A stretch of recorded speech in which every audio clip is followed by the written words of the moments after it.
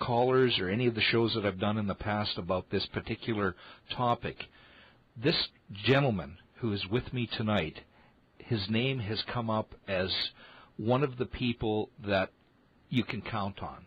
One of the people that you hear from when he reports on any of the cable news shows, radio, internet, wherever, that you can rely on this individual as someone who is speaking his mind. He is speaking credibly.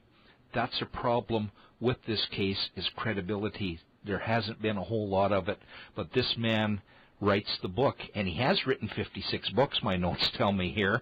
His name is Jossy Mansour. He is the managing editor of Dario from Aruba. If you've watched any of the cable shows, you'll know who he is. It is a pleasure to have you on the air tonight, sir. How are you? Very good. Thank you for the introduction. It's a pleasure to be on with you. Now, did you ever, in your wildest dreams, it's been over a year now, I say a year later, but it's been over a year. Did you ever in your wildest dreams, Jossy, think that over a year, longer, who knows how long this will take, that this case will remain unsolved and still putting a black eye, a black mark on Aruba? No, I didn't. I couldn't even imagine if I wanted to.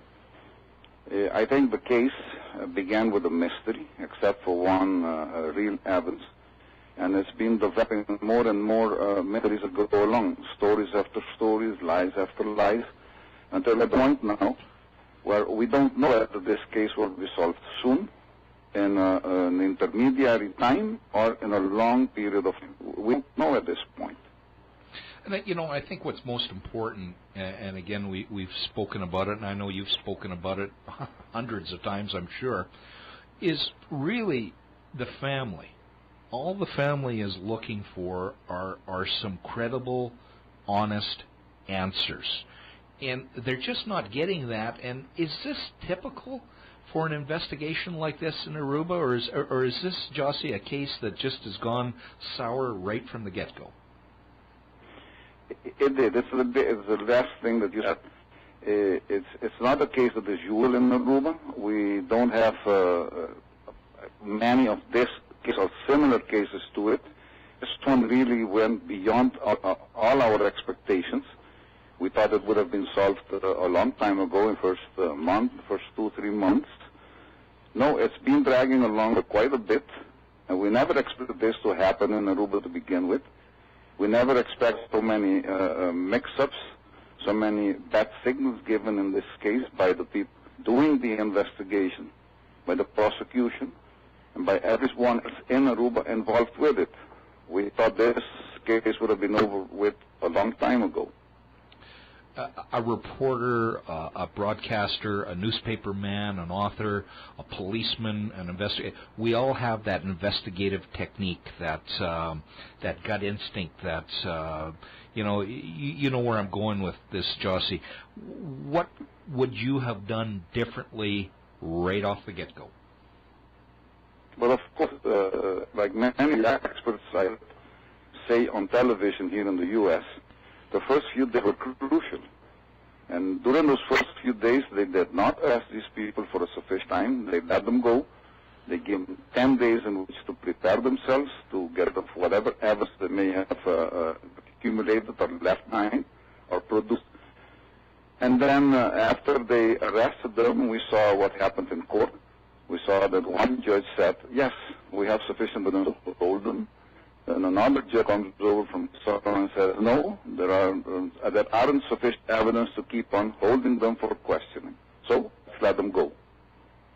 And I think that's probably the most bizarre aspect of this case, and maybe what many in North America can't understand is the Aruban system. As far as, and you see it, and so do we here, about an arrest being made and being held for so many days. You just spoke about it. Is the system at fault somewhat too, Jossy?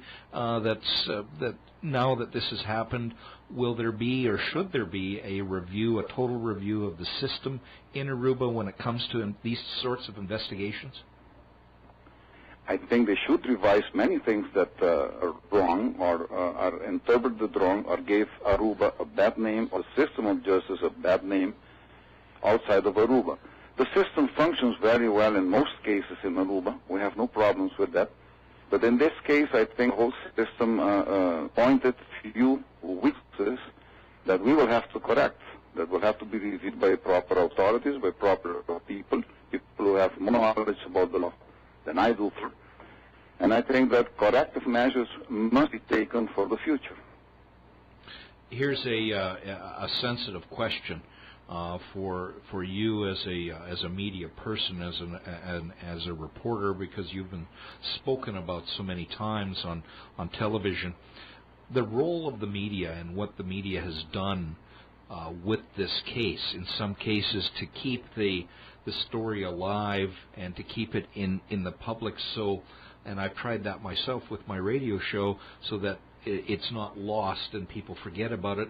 But I'm getting into the talking heads, so to speak, the pundits and the lawyers that sit down on some of these chat shows and give their opinions and say what they think should happen. Has that helped or harmed the case, Jossy?